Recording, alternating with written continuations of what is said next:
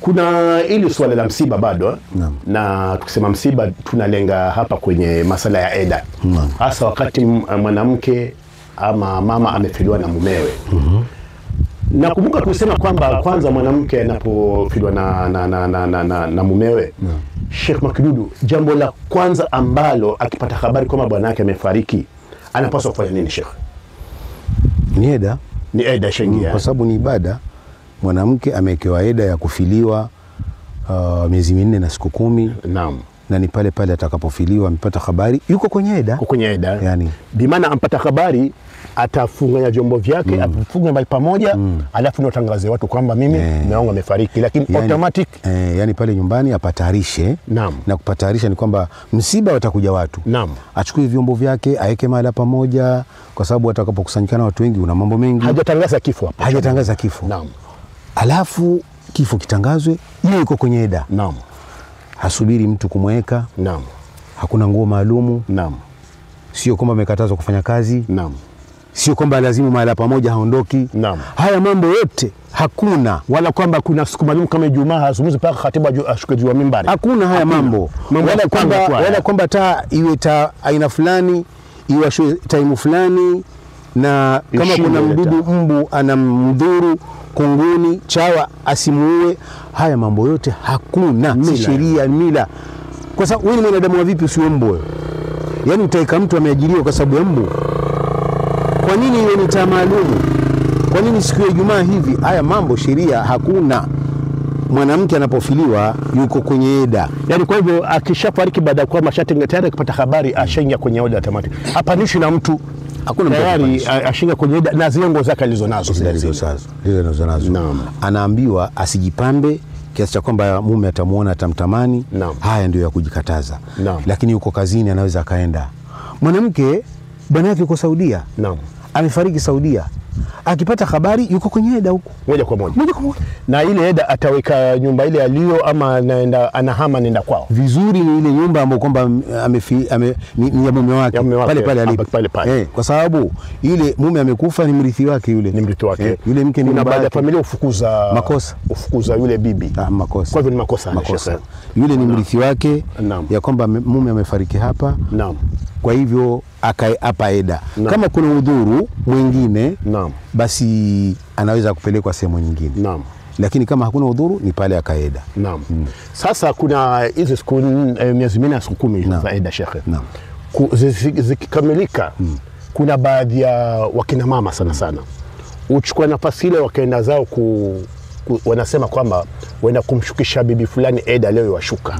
Yani zimeisha zile siku. Zimeisha. Kama ni mjini, kama ni wapi.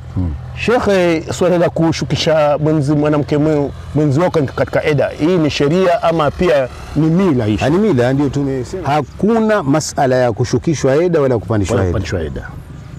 Kwa sababu mwanamke yupanda mwenyewe na shuka mwenyewe automatic. Na kule kuvaa uniform kwamba kuna nguo maalumatu kwamba lazima awe na hizo ndio utakuwa eda inaenda vizuri. Haya masala yapo ama ni hayo pia nyongeza za wanawake. Na sisi tumesema kwa sababu sheria ni samh, sheria ni nyepesi. Na kila ukitaka kuizidisha sheria wewe utaifanya ngumu. Sasa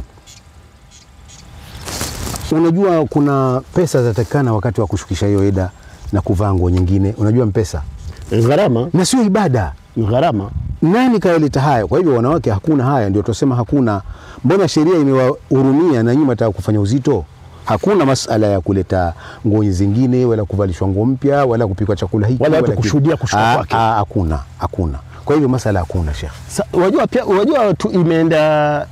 imefika kiwango Sheikh Makidudu. Ufungwa kuna vyandarua ufungwa pale. Upikwa mabiriani pale. Alafu zawadi utolewa pale. Kwa hivyo ni sherehe yani. Ni sherehe. Yule mjane apelekwa sahani, vikombe na fedha taslimu. Na pia na gora za leso na madera na mabuibui. Subhanallah. Hiyo ni israfu. Na utapata kwamba baadhi ya wanaume wameruhusu mabibi zao wende katika sherehe kama hiyo. Sheikh, ukiangalia masala kama ni mila, lakini tukiangalia Sheikh, tumeakemea vipi masala ya Sheikh?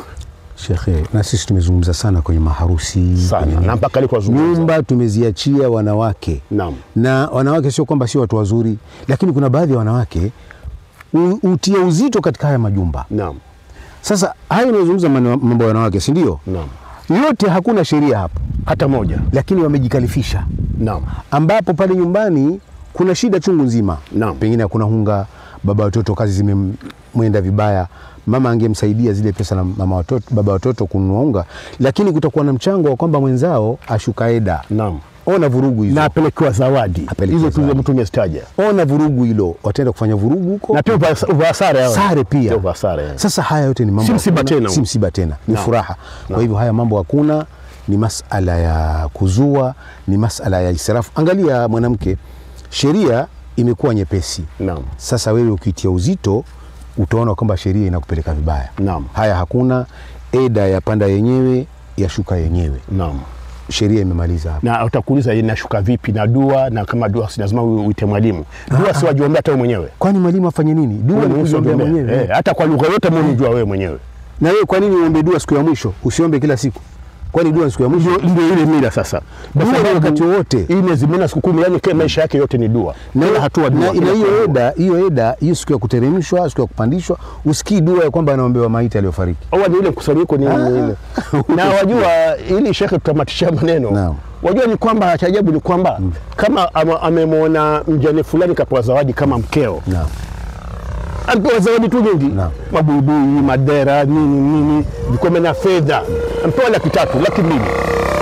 Wajua ni rahisi Sheikh Makidudu hata mkeo kutamani wajua ufe wewe. Yani kwa hivyo ni disadvantage ya eda. Ya kwamba yani mke fulani, mke wa Musa anatoa mfano. Sio kwamba yote ni kipo sawa Sheikh. Si parani Sheikh kwamba Musa amefariki. Naam. Mpaka zikafika miezi 4 na siku 10 eda inaisha. Naam. Ile sherehe na shamra atakayofanywa ile mwanamke, mke wangu naye atatamani mimi nife, Makidudu afe. Ni kama mchango wa harusi. Naam.